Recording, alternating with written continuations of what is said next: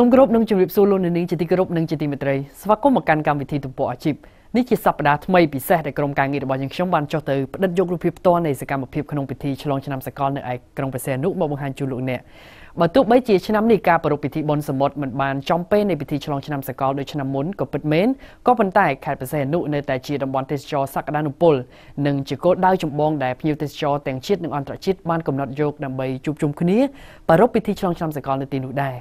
យោងតាមស្ថិតិដែលទទួលបានពីការអង្កេតផ្ទាល់និងពីមន្ត្រីពាក់ព័ន្ធផ្សេងៗបានដឹងថាក្នុងអំឡុងរយៈពេល3ថ្ងៃគិតចាប់ពីថ្ងៃទី29ដល់ថ្ងៃទី31នេះមានភ្ញៀវទេសចររង្វង់ 10,000 នាក់បានទៅកម្សាន្តនៅឯខេត្តព្រះសីហនុ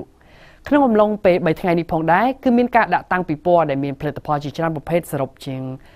84ស្តង់ចំណែកនៅពេលរាត្រីនៅថ្ងៃទី31ឈានចូលថ្ងៃទី1ឆ្នាំថ្មី2013នេះគឺមានមនុស្សម្នាកកកុញទទួលទានអាហារជុំគ្នារំលេងកម្សាន្តនិងជាពិសេសនាំគ្នាបាញ់កំជ្រួចដែលធ្វើឲ្យទិដ្ឋភាពនៅរាត្រីនោះកាន់តែសប្បាយរីករាយអស្ចារ្យ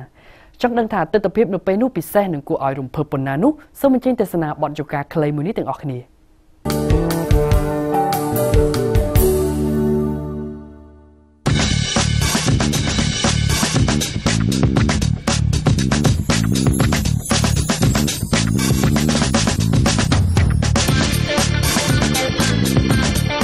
ភ្ញៀវទេសចរប្រមាណ 10,000 នាក់បានមកជួបជុំគ្នាយ៉ាងកកកុញក្នុងអំឡុងពេល3ថ្ងៃគិតចាប់ពីថ្ងៃទី29ដល់ថ្ងៃទី31ខែធ្នូនៅឯខេត្តព្រះសីហនុដើម្បីអបអរសាទរពិធីឆ្លងឆ្នាំសកលឆ្នាំ2012ឈានចូលឆ្នាំ2013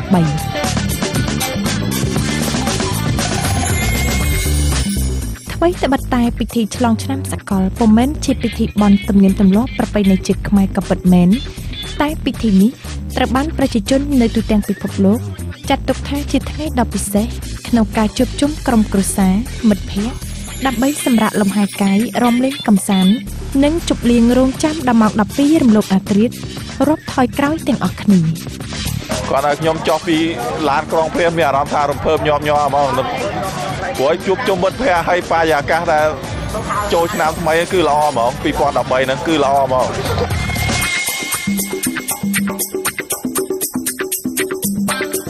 មកគ្នា20នាក់បងតែមានអារម្មណ៍រឿងណាដែរពេលដែលបាន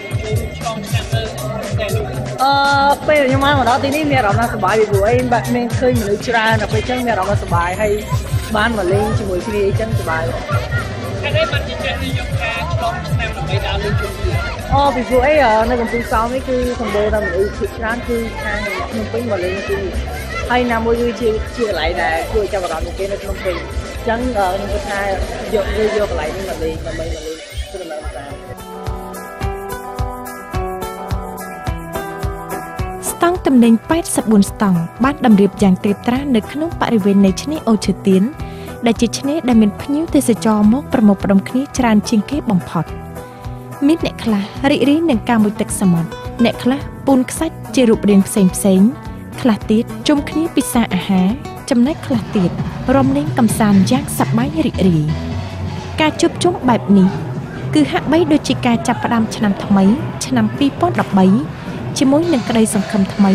ហើយសម្រាប់អ្នកខ្លះដើម្បីបំភ្លេចរឿងចាស់ចោល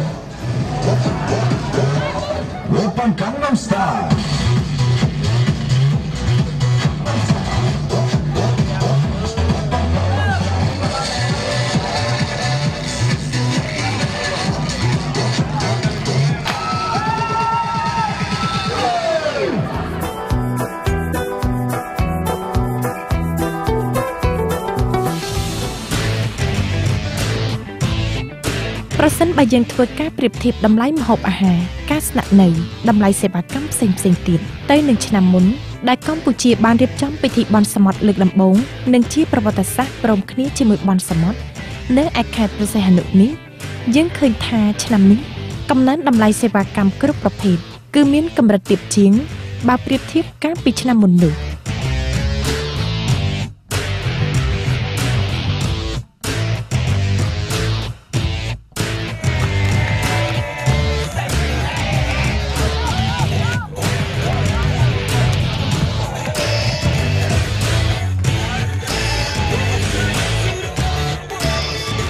សំឡេងតន្ត្រីលាន់ឮគ្រប់ទិសទីពន្លឺភ្លើងចម្រុះពណ៌ក៏ចាប់ផ្ដើមបំភ្លឺឡើង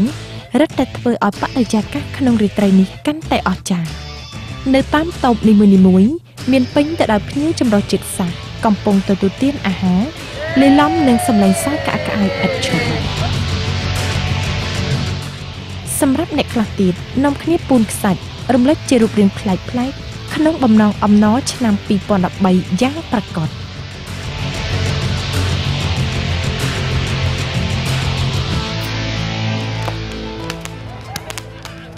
ចំណែកខ្លះទៀតបាននាំគ្នាបាញ់កាំជ្រួចបំភ្លឺពេញឆ្នេរឥតដាច់ទៅហើយ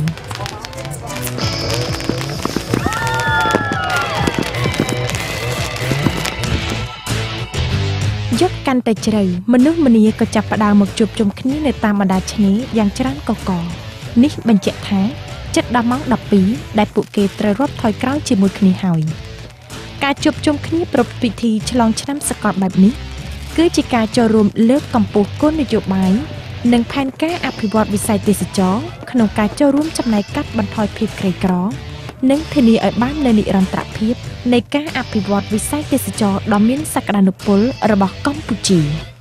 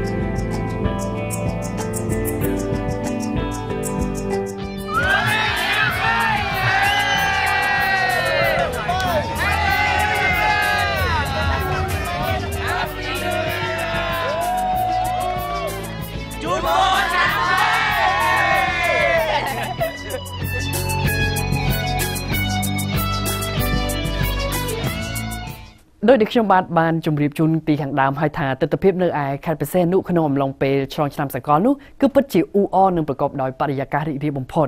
ក្នុងនោះមានភ្ញៀវទេសចរគ្រប់ជាតិសាសន៍ក៏បានប្រមូលផ្ដុំគ្នានៅទីនោះដែរហើយបានធ្វើឲ្យផ្ទះសំណាក់សន្តាគារមានទាំងប៉ុន្មានត្រូវបានពេញចំណែកភ្ញៀវខ្លះបានរីករាយនឹងការឆ្លងឆ្នាំសកលតាំងពីយប់រហូតដល់ភ្លឺក៏មានប្រសិនបើយើងធ្វើការប្រៀបធៀបអំពីតម្លៃសេវាកម្មផ្សេងៗមានដូចជាចំណីអាហារការស្នាក់នៅមធ្យោបាយធ្វើដំណើរឃើញថាតម្លៃម្ហូបអាហារនៅឆ្នាំនេះកើនឡើងខុសពីថ្ងៃធម្មតាចន្លោះពី30ទៅ40%ដែលកាលពីឆ្នាំមុនតម្លៃម្ហូបអាហារបានកើនខុសពីថ្ងៃធម្មតារហូតដល់ទៅ60ទៅ70%ឯណោះហើយចំពោះតម្លៃសម្បត្តិរថយន្តក្រុងវិញនៅឆ្នាំនេះបានកើនឡើងក្នុងរង្វង់40%ផងដែរដោយឡែកកំណើនតម្លៃផ្ទះសំណាក់នៅឆ្នាំនេះទាបជាងកំណើនតម្លៃកាលពីឆ្នាំទៅប្រមាណរង្វង់30%បើទោះបីជាគម្លាតតម្លៃមានភាពខុសគ្នាពីឆ្នាំមុនបន្តិចមែនប៉ុន្តែតាមរយៈការស្ទង់មតិអំពីភ្ញៀវទាំងឡាយដែលបានទៅកម្សាន្តនោះនៅតែបង្ហាញអំពីទឹកចិត្តរីករាយក្នុងដំណើរកម្សាន្តរបស់ពួកគេ